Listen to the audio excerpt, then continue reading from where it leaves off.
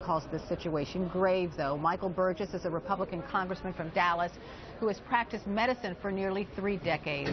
Welcome, Congressman. Thanks, Carol, for having me on. Oh, thanks for being here on this very important topic. You were briefed on this case moments after the news broke. How worried are you? Well, I am worried, and I have been for several months. And I will say, to the credit of the CDC, they've done a good job of keeping me and my office up to date, really since midsummer, when they sent their first 30 workers over to Western Africa. But make no mistake, it is a serious situation.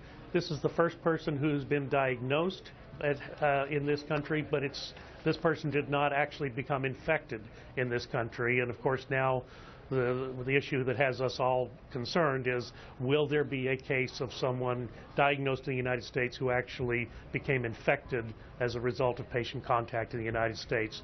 That's what's sort of pending at this point. Right. This man actually went to the hospital because he was very sick, and the hospital doctors sent him home with antibiotics. He returned 2 days later by ambulance, and they diagnosed Ebola. That's disturbing, isn't it?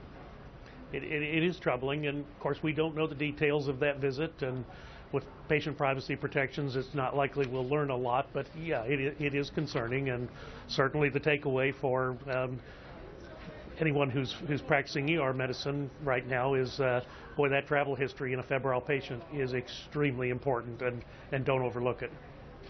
So officials in Dallas are going door to door now, just as a precaution to find out if anyone's been exposed to this man. How difficult a task is that? It is difficult, but it is something. I mean, this is what public health does. This is sort of like epidemiology 101. You identify the contacts, and then the close contacts of those contacts are also identified. People need to be monitored for any elevations of their temperature. Remember, the incubation period for this virus is from 2 to 21 days, so that's a pretty long period of time that people will have to be kept under surveillance. And the key is, if no one in 21 days has shown evidence of the disease, then that's a pretty good sign. But anyone who then does show evidence of having a fever or a fever-associated illness is going to have to be under some pretty close scrutiny until it's either confirmed or denied that they have the disease. I know that we have patient confidentiality laws, but wouldn't it be easier for authorities if they were able to release this patient's name?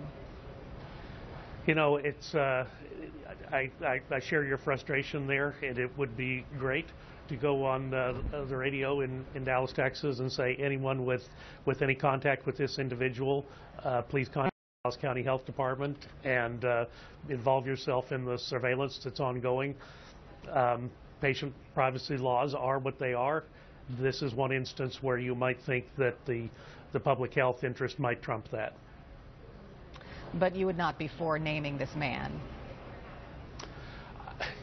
You know, look, there's a lot that's going to be learned about this case. This is the first case.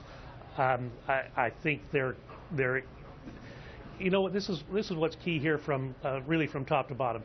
Business as usual may not be the order of the day. This is a different sort of threat that we're facing today with Ebola that they have faced for several months in Western Africa. It can't be business as usual. There has to be flexibility in federal agencies and federal law, and the protection of the greater public really has to be what's paramount. Congressman Michael Burgess, thanks for joining me. I appreciate it. Thank you.